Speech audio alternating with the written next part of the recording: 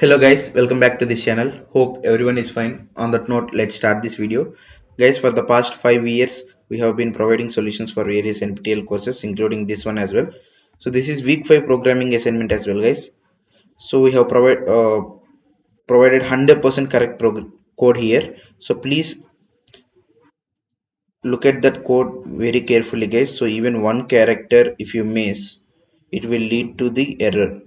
So please follow the exact indentation. So the question is, write a Python program to read the data as described above and print out a line listing the grade point average GPA for each student in the following format. So it should print roll number, next full name, and GPA grade point average.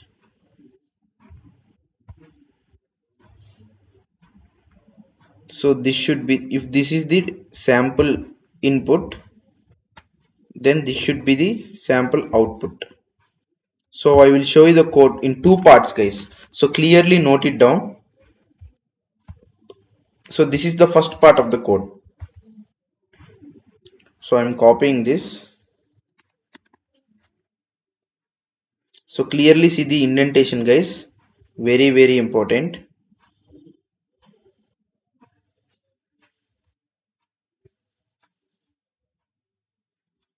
So I will copy this and paste it here. You can, if you want, you can take a screenshot of this, or you can pause the video here and clearly note each and every character, guys, including the spaces as well. Now I will paste it here.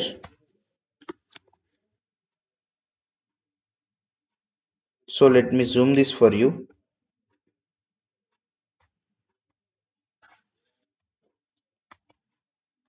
So the first one is import statement. So here you can see this is the first part of the code. Guys, please watch the video till the end, because if you make any, if you skip the video, you may miss some changes if I do any. So do watch full video, guys. So this is the code of first part code, guys. So hope you have noted it down, or you can take a screenshot. Now click on enter, and I'm erasing this. Hope you have noted it down. Guys, please follow the indentation for if statements and all, for the for loop as well, right? So now, so place the cursor at the start of the line, guys. Cursor should be at the starting of the line. It should be parallel to the import statement. Now let's see the remaining part of the code. So this is the first part, right? So straight down this import statement, you have to paste this one. I mean, this is for calculation of GPA and printing the values.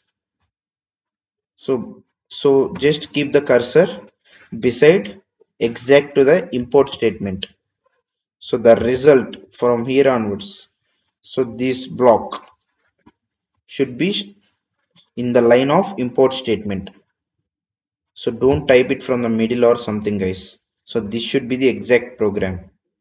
So take a screenshot of this. So these are the two parts you have to type here.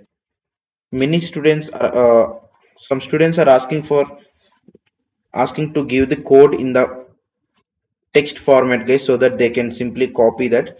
So our intention is to make a video so that you can get some clarity, and you can get practice of typing as well by seeing the code, and you can get to know every syntax as well. If we do like this, if I give that in the text format, you can simply copy and paste the code, and you not be able to get habituated to type the code in future. So practice from now itself so that you can get to know syntax as well.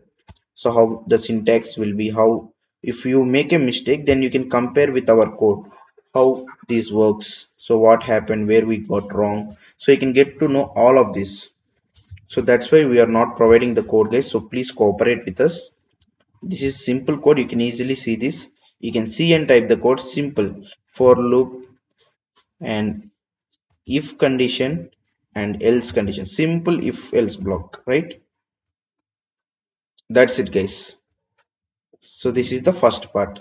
So straight below the import statement there should be the code, right? Second block of the code. So I'm clicking on compile and run button. Already I have taken click on the submit button as well. Now let's see. So here you can see compilation passed. 2 by 2 test cases also passed. The status is also showing passed after ignoring presentation error. So it's not an error. It's just extra slash n at the end. So due to that it is showing presentation error, but here it is showing passed. So our solution is 100% passed. And second one as well, passed after ignoring presentation error. So our solution is correct. Now let's click on the submit button for checking private test cases. Now let's see what happened. So here you can see all the 6 private test cases are also passed as well, right? So our solution is 100% correct. So that's it, guys, for this video. So keep supporting us like this forever, guys. So until the next video, goodbye. Thank you.